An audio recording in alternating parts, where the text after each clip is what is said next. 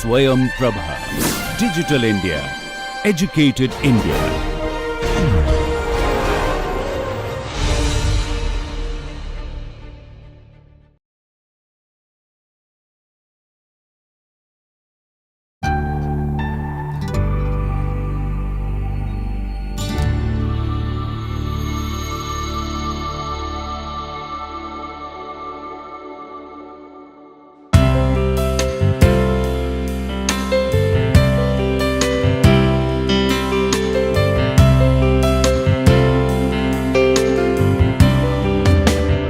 Welcome to lecture 40.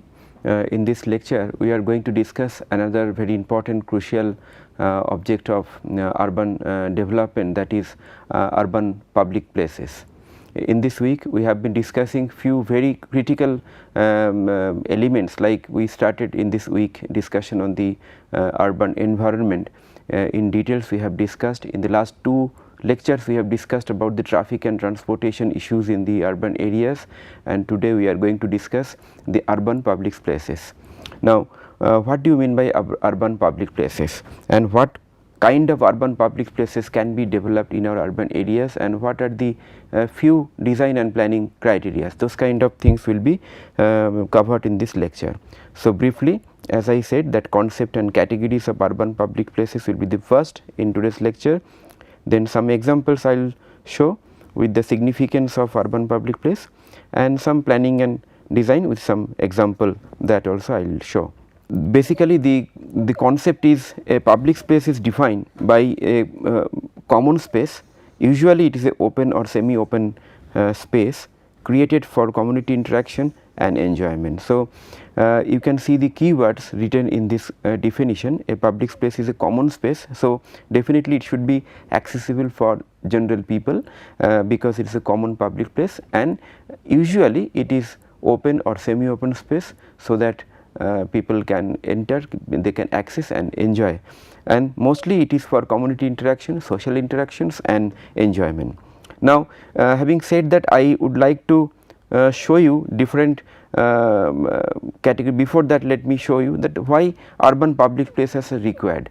What do you think? What could be the reasons? One is, we are all social animal, human beings, and for that we need some amount of social interactions whenever we need that. So social interaction leading to communal integrity, that is what is possible through creation of urban public spaces. Then sharing of festivals and celebration enhances the exchanges and harmony. In a country like India, you know that there are several festivals, celebrations throughout the year, and every festivals and celebrations are a manifestation of the social integration, and this can happen in cities in various scales if there are variety of public places where people can come out from their house and use that place for the festivals and the celebration. And improved physical and mental health. It has been proved by various scientific studies that if the urban public places are around from your house, then people tend more towards physical fitness. They walk a lot, they interact with the other people, therefore they achieve physical and mental health. So this is another very important dimension of a urban public place. Then reduced cases of disease and medical conditions, because when a community and as an individual people are fit and healthy, definitely the disease and the medical conditions will be much lesser. Then public safety and security. In cities, if the people are there in the roads, in the public places, and these are the natural eye and natural surveillance, then the cases of theft, cases of all antisocial behavior will be much lesser. Definitely this will not eliminate the requirement of the law and order arrangement like police, etc., but definitely we have seen in cities where the public places are better designed and better utilized, there the public safety and security is a major phenomenon. Then it also enhances the city image to tourists and the visitors. If you have better public places, the visitors and the tourists, they come, definitely they visit some accessible public places, few museums, few environmental or natural destinations in and around the cities. So, this could be one of the destinations within the city, and many cities they have created a few short loops of walkable tracks and walkable trips, so that the visitors and the tourists they can have a short walk in the main areas, and they at least attend or see and experience the public squares or public places and their environment. And now I will show some of the pictures. This is a public place from the Egypt. You can see the nature of the public place. This is enclosed by a construction in two sides, and remaining areas is utilized for the social integration. So, it is the urban public place is the phenomenon of the urban public place is not a new, it is being practiced from ancient period. Let us see few other pictures to understand the phenomenon. This picture I hope you have seen many a times. This is a picture from the Greece, Athens, and that time they used to use the concept of agora. Agora is basically a market and social place,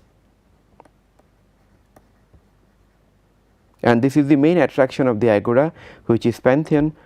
And now you can see that this is the one artistic representation of the agora, where you will can see the various structures and the connections of the urban public spaces. This kind of public spaces are there, where you can see that people are interacting with each other, and also there are various kinds of other kind of activity related to business and the social purpose. And this is another picture from Rome Colosseum. This was built long back, and it was main purpose of the Colosseum was to have public functions and the where many people can attend. Basically this was the stadium that time made. So, this is another public places built that time. This is another kind of public places inside a congested commercial areas in some of the places in Italy. Here you can see that one landmark feature. Landmark feature is there, and one open space is there. So, open space and surrounded by various buildings and few other structures which is public convenience like parking, like few structures, and few other structures are there, and there are some pattern in the flooring, so that it can guide people for the walking, and two types of color codes are there in the ground. So, these are few phenomenons which acts and creates very interesting spaces for public places. This is similar public places from one of the cities from Peru. You can see that again here it is not enclosed by two or three sides, but one side it is enclosed by some landmark building with steps and green areas with fantastic settings, and it is being used for both vehicle and the pedestrians as a public place. And this is the picture from the Mohenjo-daro. You know that Mohenjo-daro is the Indus Valley civilization 2500 BC, and this is the example of the great bath, public bath. So, this kind of public bath, it is not only for bathing, but public interaction is to happen in this bath, and this kind of structure they could make in 2500 BC, that means almost 4500 years back. So, this is a unique example what the Indus Valley civilization period people practiced. Next, this is a common picture of Baulis. Baulis are one of the very important example in the ancient and the later period, where people used to create structures like this around the water bodies. So, the Baulis are basically structure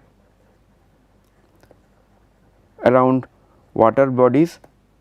So, purpose of the bioluis was basically extraction of the water, social interaction, and passive climatic control at the local level. Those kind of advantage they used to get from the bioluis. Especially this is a very common feature in the northern India, and this I hope you know that this is the great city of Fatehpur Sikri. Fatehpur Sikri has multiple such kind of public places and connected open spaces, which is creating a fantastic public realm. So, this kind of variety of public open space, public space, courtyard are connected with each other, and that is creating a kind of pedestrian's paradise in the Fatehpur Sikri. And then this is a plan of city of Jaipur. This was one of the planned township during the ancient India, and here you can see that in the road intersection they call it as chowpad, and this chowpad is basically not only the road intersection, the chowpad is also meant for public interaction,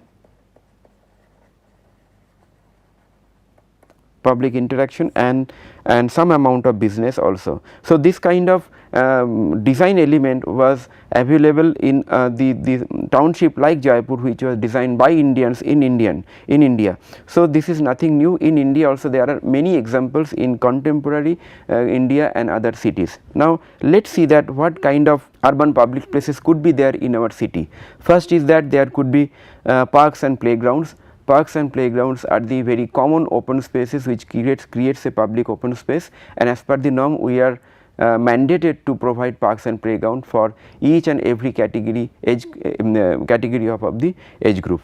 Plazas and the public square. Plazas and the public squares are basically the open space, but not exactly the open green space. It is semi paved or paved areas, and these are these are being used during every time in the day. It can be used during the night also, unlike the playgrounds. And the plazas and public squares also attracts people for the tourism purpose, for the business purpose, for shopping purpose. So, this is another common phenomenon as part of the urban public place.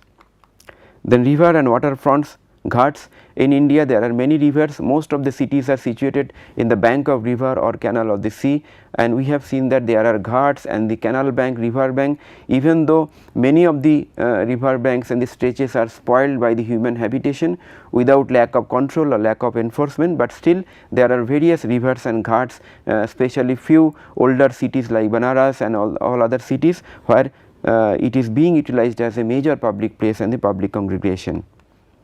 Then connected greens. Connected greens is a concept that you connect the green to allow the walkable stretches in the cities, stretches along with cycling. So, that is also allowed in the connected greens. City of Chandigarh is one of the very important city which tried to adopt this walkable green concept.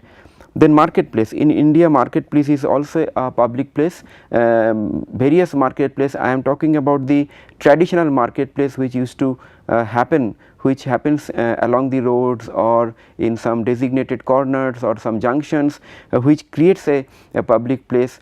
Even though sometimes it seems like unorganized or unplanned, but it can be organized, keeping the benefit or the advantage of the marketplace as urban public space. So, that is one of the strength in Indian situation, but definitely it needs some kind of attention and the reorganization.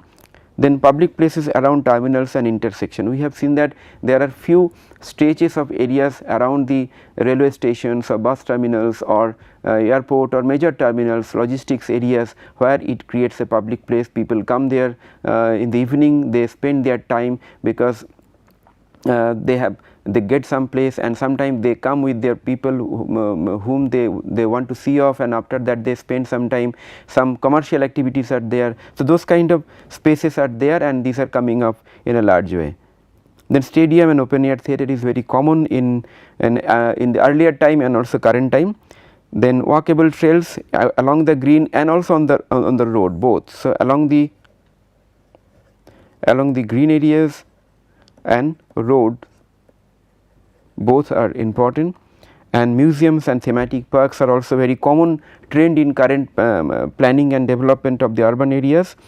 And architecturally concept areas, for example, there could be architectural heritage areas, heritage zones, which is an attraction for the tourists and the visitors. Sometimes those kind of areas are also acts as a public places. So, these are the variety of the public places. There could be many. In some of the areas there are hill areas or some different coastal front areas. Those can be fantastic destination as a public place for the citizens and also for the tourist.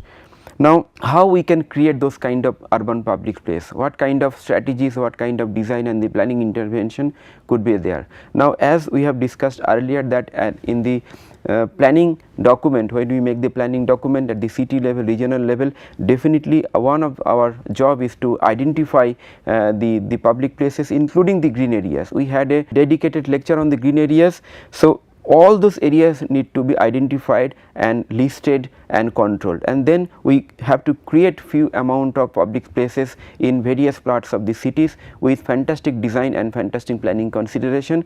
As the examples and the cases I showed earlier, where you have seen that those areas are utilized for many time of the day throughout the years, many people within the city and outside the city, those kind of phenomenon, those kind of event should happen in the public places which we create in our cities. Now, let us see that what are the planning and design considerations. Now, in the planning and design considerations, actually there are many considerations. I would like to at least share few considerations, so that when you do some planning and design at your area, you do not miss some of them. So, key element what you should keep in your mind, that which influences the design of the public place, is that the buildings or the structure which defines the space. Now, I have shown you that if this is the public place, so either it is defined by a building here one side, or maybe two side, or maybe several side. So, a public place, if the shape is different, like circular, in the St. Peter's Rome they have made a public place in this shape having the axis like that. So, this kind of, and it is surrounded by the building like this, as I am drawing the sketch for your understanding. So, a space, a open space always needs a defined boundary which can be created by the buildings or the structures, but it may be possible that suppose there is a semicircular open space and something like that, and you can create a building like that, and this could be a public place and it can be accessed by various accessibility, and it can be another building or natural environment areas. So, the how you define the space by using structures and the building, that is very important. Second, in the space itself, the quality of the space what you are creating, that is the, so space what you are creating in terms of their quality, where people can access, work freely, elements where people can utilize. I will come to later that what are the elements which should be there in the space. And third is the people and the use of this space, how people can access that space and use that space. Therefore, one is the structure which is defining the space, the quality of the space is the second, and the people who are coming there and using the space. These three considerations are the fundamental consideration. And next is the accessibility and the location. Now, it has to be located in a accessible location, right, accessible location from major zones, because if you create a public place, it should be accessible from various direction, not only one direction. Universal accessibility will be required. Universal accessibility means the accessibility for all age group people, differently abled people using wheelchairs, using various equipments for walking. So, a public place should offer the accessibility for all categories of people with minimal barriers or minimal difficulty. So, not only the location, also the accessibility in terms of the quality of the ground, quality of the textures, quality of the level differences, how we create and design this. So, we have standard methodologies and standard norms and guidelines, only thing we have to follow that. And third is the visibility. If the public open space is not visible at least from some point of the city, sometimes it is lost within the crowd. The examples which I showed earlier, you might have seen that maybe one side is the open, another 2 or 3 side is enclosed by the building, and maybe it is visible from some higher portion of the city. So, those kind of strategic location need to be taken at the plan preparation phase, where you can locate the public open space which is partly visible and also accessible 100% from various corners of the city, and universal accessibility is maintained.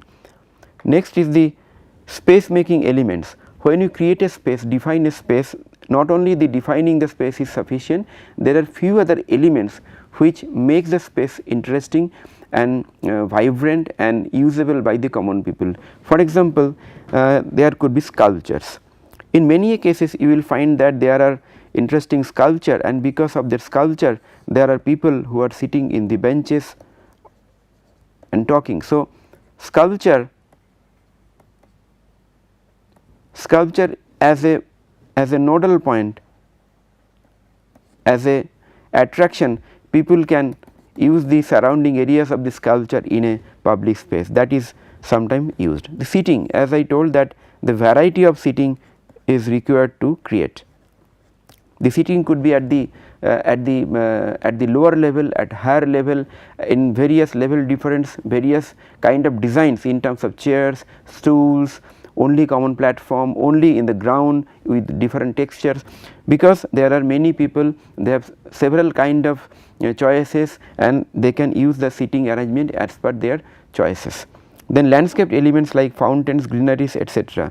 We have seen that maybe there are some fountains, and because of the fountain people are sitting in and around the fountain and with a staggered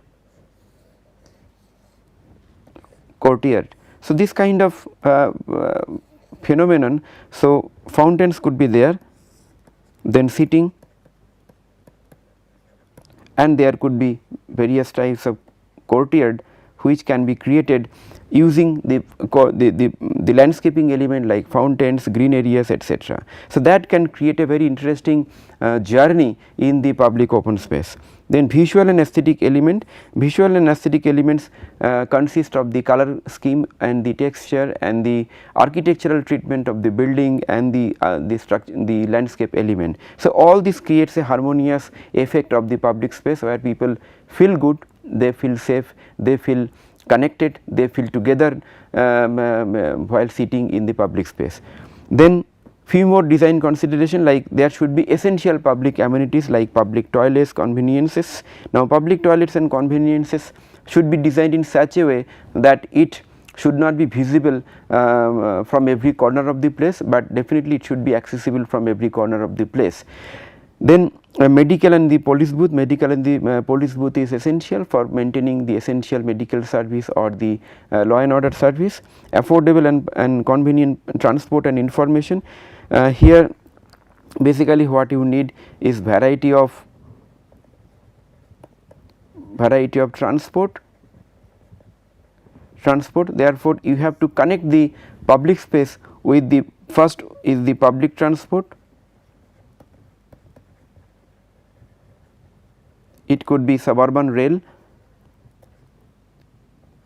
tram or light rail transit or metro, and also it has to be connected with non motorized transportation, so that people from the local areas within the city, they can also come. So, while you make the transportation planning and the non motorized transportation, you keep this in mind that connecting the public places is also important to integrate the public transportation and the destination of the people to the public transport. I have seen in various cases that people from the station, they need to walk along to reach the public spaces. So, there has to be some kind of balance, so that they do not need to walk more than 300 or 400 meters. Then food kiosk and the drinking water, these are the common essential element which need to be created at the public open spaces. So, these are common design considerations what are required. Now, what is your role and what kind of actions could be there in your city? Now, frankly telling you that in our city, the amount of public open space is very much less, whereas in ancient town planning ancient cities in India, there are a lot of examples of fantastic public open spaces, but in current times, because most of the urban development are driven by the centrally sponsored scheme or the funding agencies, and very few centrally sponsored scheme and funding agencies, they used to fund the public open spaces. But as a matter of fact, right now the Amrut mission, they are giving lot of encouragement and funding also for the urban public spaces. So, your role should be that to take that opportunity to identify the opportunity of the various public spaces. So, first action should be to integrate the need of public spaces in city plan.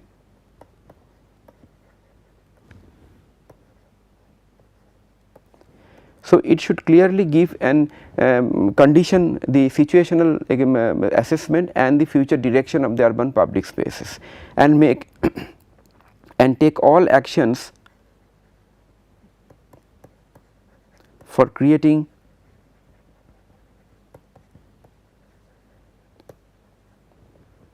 design masterpiece.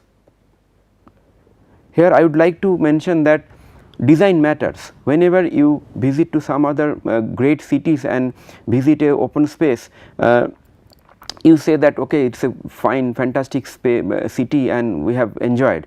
Now, why not we create those kind of spaces in our cities also? I showed few photographs earlier in the lectures for the city of Curitiba, where within 2 decades they have completely changed over from earlier situation to a city where the city offers fantastic public transportation system connected with all the kind of walkable public open spaces. So, that is possible if we can plan and create design masterpieces connecting all the buildings, connecting all the transportation terminals, and connecting the urban public spaces. And next is the management and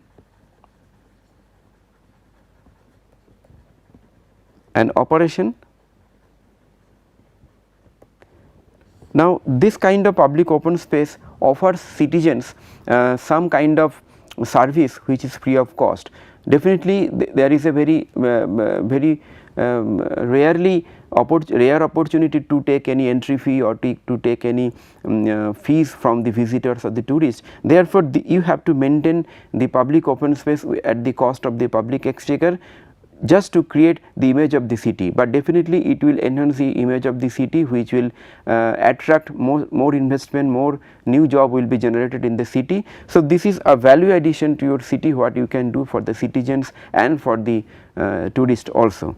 And then another is that you not only manage and operate the public open space, you also make a database and connect it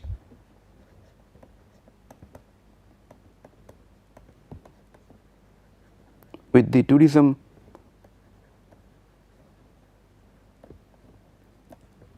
activity. Okay. So, this kind of forward and backward linkages with the one particular facility what you are creating will enable you to create many such kind of open spaces. Okay. So, these are very briefly I have discussed about the public open spaces. Some examples I have mentioned, categories of the public open spaces, and few design and the planning consideration. So, having said that, I would like to conclude today's lecture.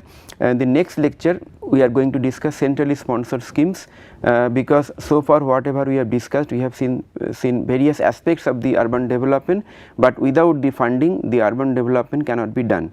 So, one of the major funding and the guidelines are coming from the centrally sponsored schemes like Smart City and the Amrut mission, Swachh Bharat mission, etc. So, we are going to discuss all those missions and what is our role on those missions, that we are going to discuss in the next lecture. So, thank you very much.